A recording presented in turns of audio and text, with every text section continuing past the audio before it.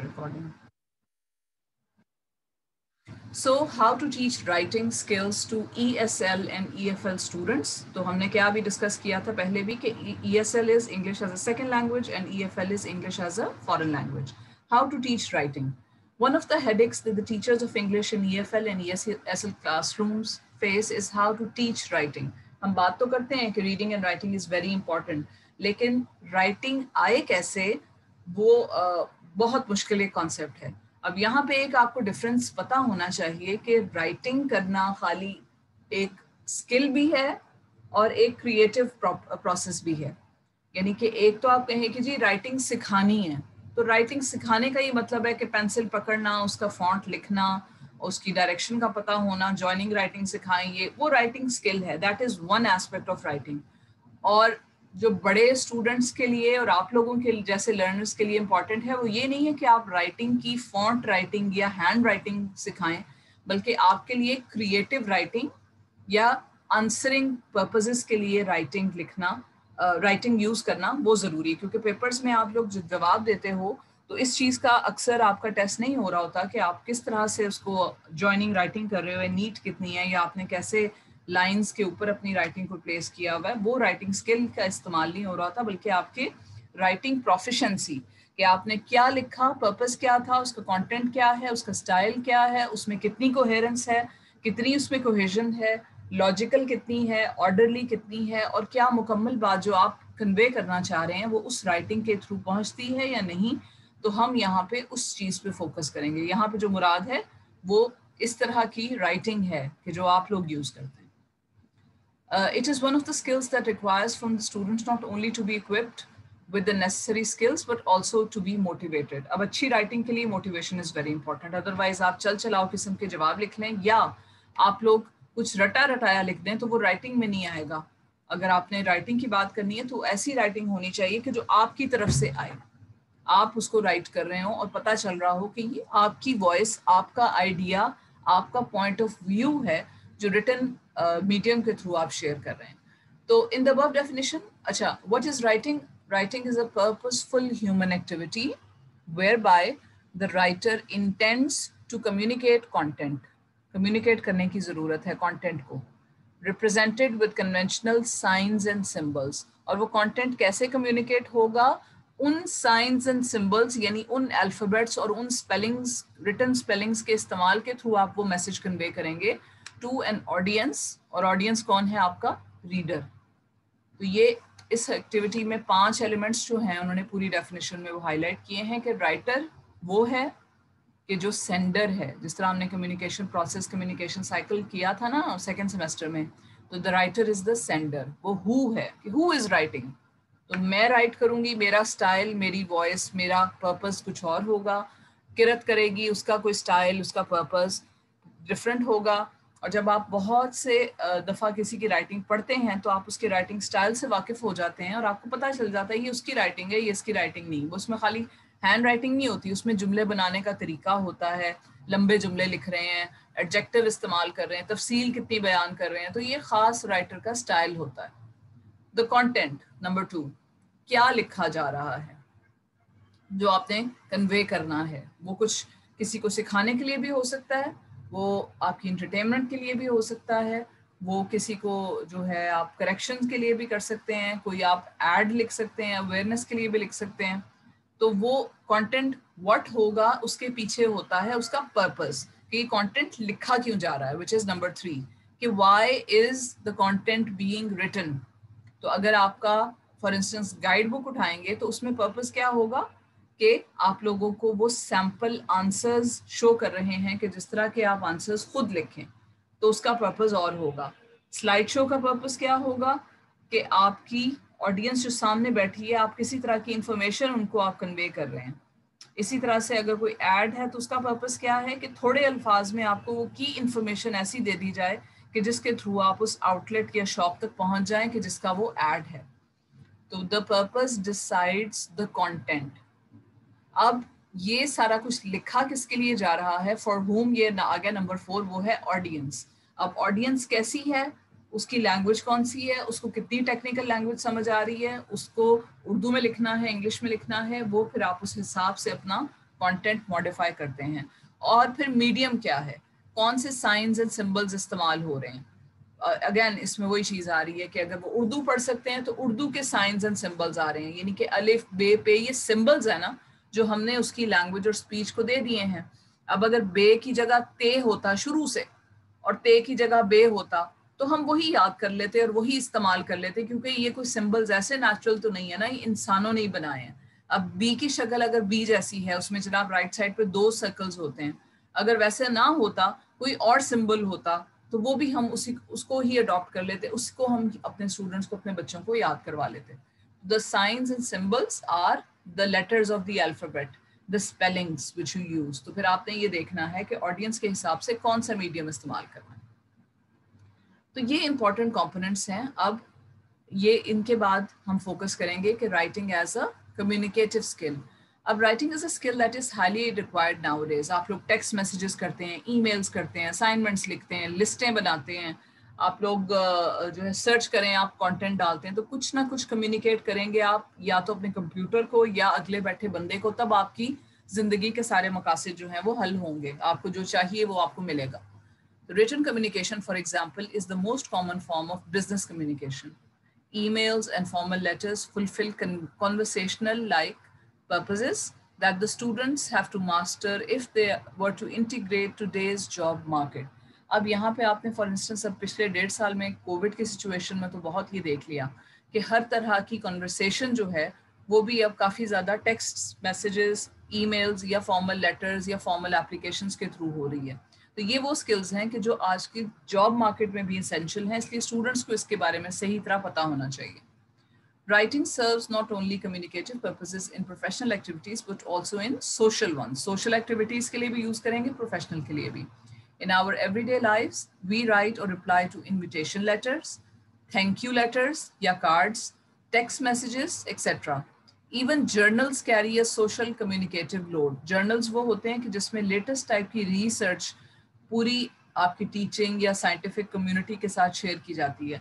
जैसे आप लोग भी कल को थीसिस करेंगे, अब थीसिस की आप वो जो बुक लिखते हैं वो रिपोर्ट होती है, उसको आप अगर हमारे पास खाली जमा कराएंगे तो खाली आपकी सुपरवाइजर देखेगी या एक आध और स्टूडेंट देख लेगा, या डिपार्टमेंट में वो पढ़ी होगी, कोई फ्यूचर में आके कोई स्टूडेंट देख लेगा. लेकिन अगर उसी रिसर्च को और रिफाइन करके आप किसी एकेडमिक जर्नल में पब्लिश करवा दें तो वो इसी तरह है कि जैसे कोई ना कोई न्यूज़पेपर है और वो न्यूज़पेपर को जो लोग सब्सक्राइब करेंगे वो उन तक पहुंच जाएगा और आपकी वो रिसर्च जो है बहुत वाइड स्प्रेड उसको एक रीच हो जाएगी और बहुत से लोग उसको पढ़ेंगे.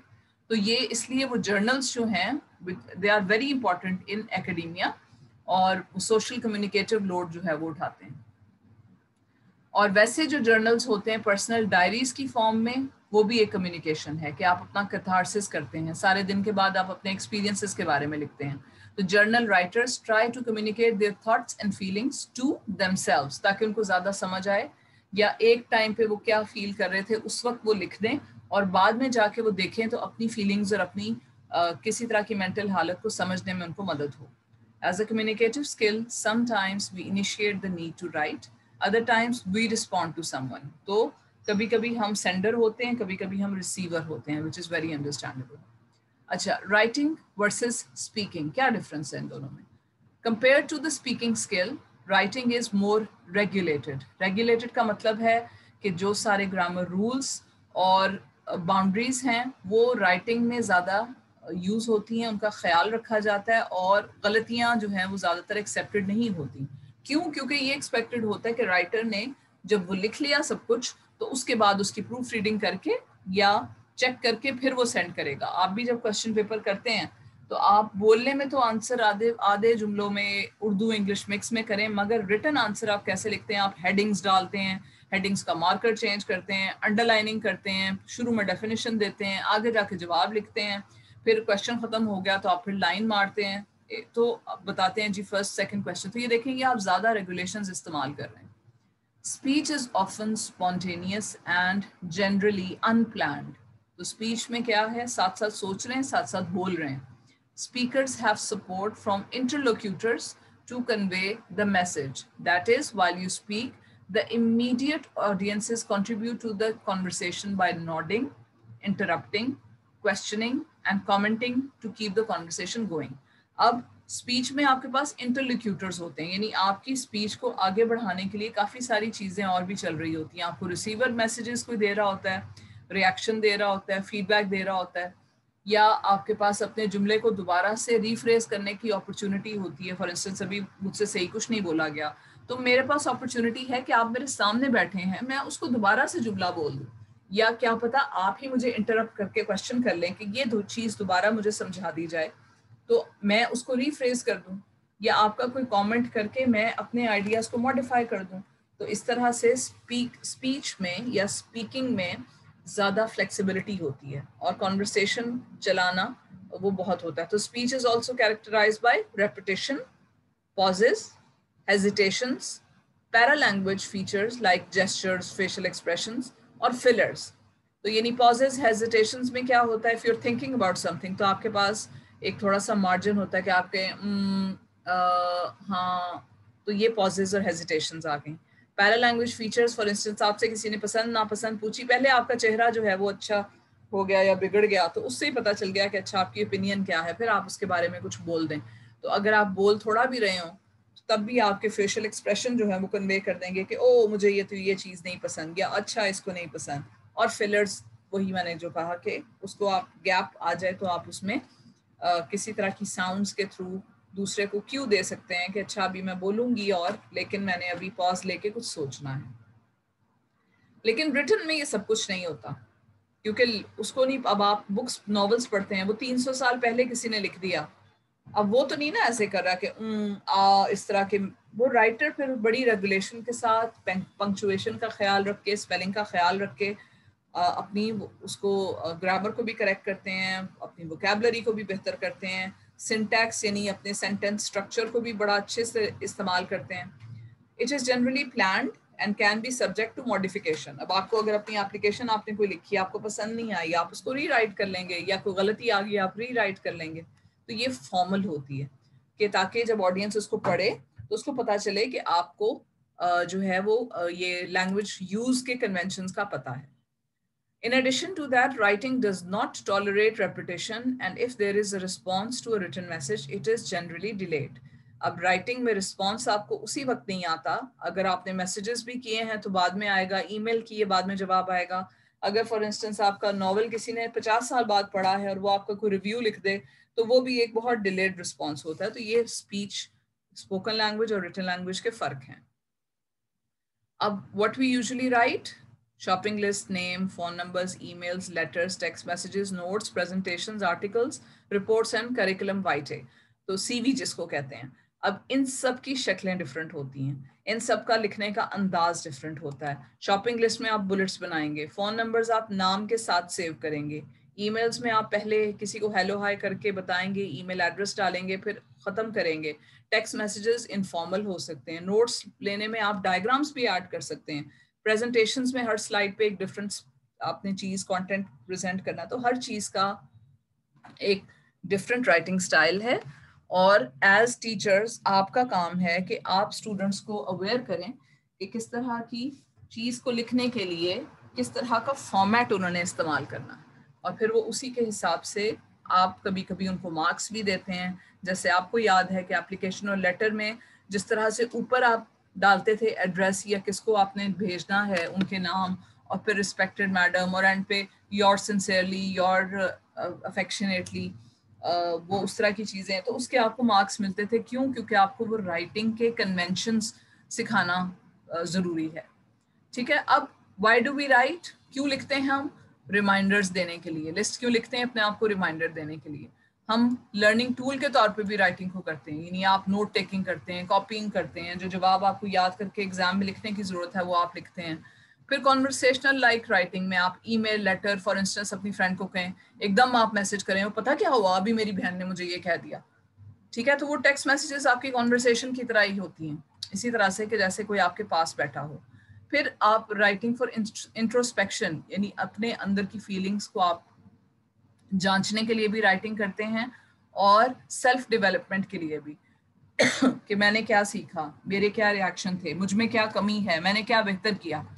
फिर राइटिंग फॉर रीजनिंग, تو اس میں ریزننگ میں آپ نے اگر کوئی فار انسٹنس کوئی پوائنٹ کسی کو کنونس کرنا ہے تو آپ اس پوائنٹ کی ایڈوانٹیجز دیں گی, ڈس ایڈوانٹیجز دیں گی, تو یہ رائٹنگ فار ریزننگ آ گیا.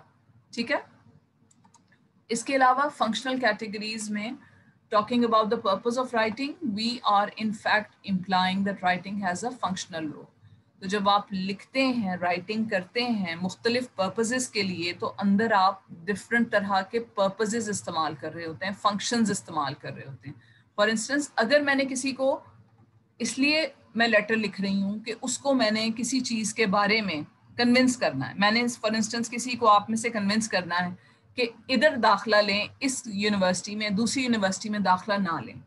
تو پھر میں کیا کروں گی, جو میں نے پوائنٹس آپ کو کہنے ہیں نا, اس کو ایک خاص سیکوینس میں آپ سے بیان کروں گی کہ بھئی پہلی بات تو یہ, دوسری بات یہ, تیسری بات یہ. پھر میں کیا پتا اندر ایک فنکشن یہ بھی یوز کر رہی ہوں کہ میں کمپیئر اینڈ کنٹراسٹ کر رہی ہوں گی کہ یہ جی فلاں یونیورسٹی اس لیے اچھی ہے, دوسری اچھی نہیں ہے, یا یہ پبلک سیکٹر ہے وہ پرائیویٹ سیکٹر ہے, یا وہ پرائیویٹ سیکٹر ہے یہ پبلک سیکٹر ہے, اینی وے کہ جو بھی بہتر ہے اس میں. پھر میں کاز اینڈ افیکٹ کی بات کر سکتی ہوں کہ یہاں سے کرو گی تو یہ ہوگا, یا اس طرح کرو گی تو ایسے ہوگا. پھر میں ڈسکرائب کر سکتی ہوں, آپ کو فیچر بتا سکتی ہوں کہ بھئی یہ بینیفٹس ہیں, یہ ہوگا, پھر یہ ہوگا. پھر میں ڈیفائن بھی کر سکتی ہوں کسی چیز کو. اگر کوئی پرابلم ہے تو میں ڈیفائن کر کے آپ کو بتاؤں کہ بھئی دیکھو اس چیز میں یہ ایشو ہے, اس چیز میں یہ ایشو ہے. میں اپنی اوپینین بھی بیان کر سکتی ہوں, یا میں اپنی آرگیومنٹ بھی دے سکتی ہوں, میں آپ کو کنونس کرنے کے لیے پرسویٹ بھی کر سکتی ہوں. ٹھیک ہے. تو ایک ہی چیز پیس آف رائٹنگ کے اندر رائٹنگ کی مختلف شکلیں ہوتی ہیں, اور پھر اس کو مختلف طرح کے جملوں کے تھرو آپ کنوے کرتے ہیں, اور پھر اس طرح کے ورڈز استعمال کرتے ہیں. فار انسٹنس اگر آپ کمپیئر اینڈ کنٹراسٹ کر رہے ہوں تو آپ کہیں گے آن دا ون ہینڈ ایسے ایسے ایسے ہوا, but on the other hand. تو اس طرح کی چیزیں استعمال کر کے آپ ورڈز کے تھرو بتا رہے ہوتے ہیں اپنے ریڈر کو کہ یہ میں کمپیئر اینڈ کنٹراسٹ کر رہی ہوں.